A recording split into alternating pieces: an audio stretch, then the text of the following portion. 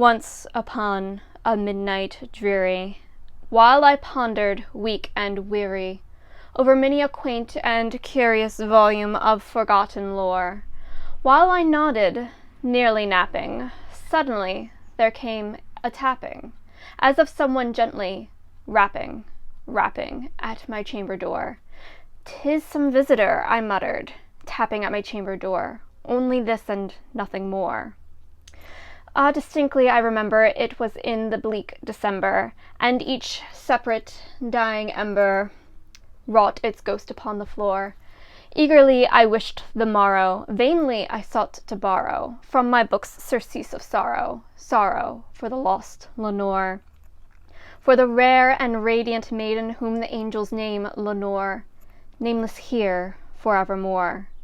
And the silken, sad, uncertain rustling of each purple curtain thrilled me, filled me with fantastic terrors never felt before, so that now, to still the beating of my heart, I stood repeating, "'Tis some visitor entreating entrance at my chamber door, some late visitor entreating entrance to my chamber door. That it is, and nothing more." Presently my soul grew stronger, hesitating then no longer. "Sir," said I, "or madam, truly your forgiveness I implore, but the fact is I was napping, and so gently you came rapping, and so faintly you came tapping at my chamber door, that I scarce was sure I heard you, and here I opened wide the door. Darkness there, and nothing more."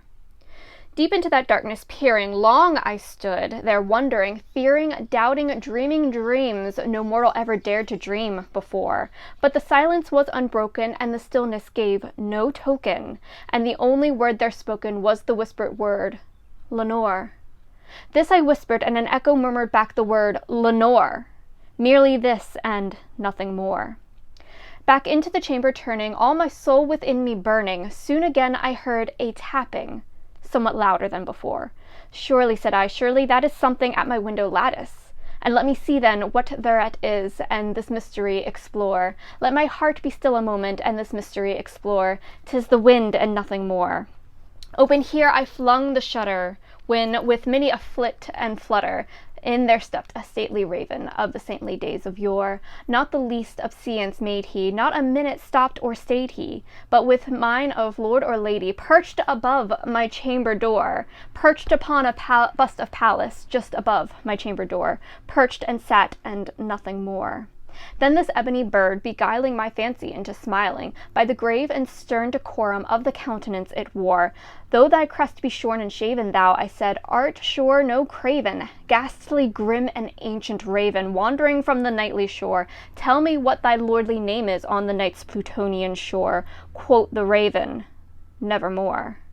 Much I marveled this ungainly fowl to hear discourse so plainly, though its answer little meaning, little relevancy bore. For we cannot help agreeing that no living human being ever yet was blessed with seeing bird above his chamber door, bird or beast upon the sculpted bust above his chamber door, with such name as Nevermore. But the raven, sitting lonely on the placid bust, spoke only that one word, as if his soul in that one word he did outpour. Nothing further then he uttered, not a feather then he fluttered, till I scarcely more than muttered, "Other friends have flown before, on the morrow he will leave me as my hopes have flown before." Then the bird said, "Nevermore." Startled at the stillness broken, my reply so aptly spoken, "Doubtless," said I, "what it utters is only stock and store, caught from some unhappy master, from unmerciful disaster, followed fast and followed faster, till his songs one burden bore, till the dirge of his hope that melancholy burden bore, of nevermore." But the raven still beguiling all my fancy into smiling, straight I wheeled a cushioned seat in front of bird and bust and door. Then upon the velvet sinking, I betook myself to thinking, fancy unto fancy thinking, what this ominous bird of yore, what this grim, ungainly, ghastly, gaunt, and ominous bird of yore meant in croaking, "Nevermore." Then I sat engaged in guessing, but no syllable expressing, to the fowl whose fiery eyes now burned into my bosom's core. This and more I sat divining, with my head at ease reclining on the cushion's velvet lining, that the lamplight gloated over, but whose velvet violet lining, with the lamplight gloating over, she shall press, nevermore.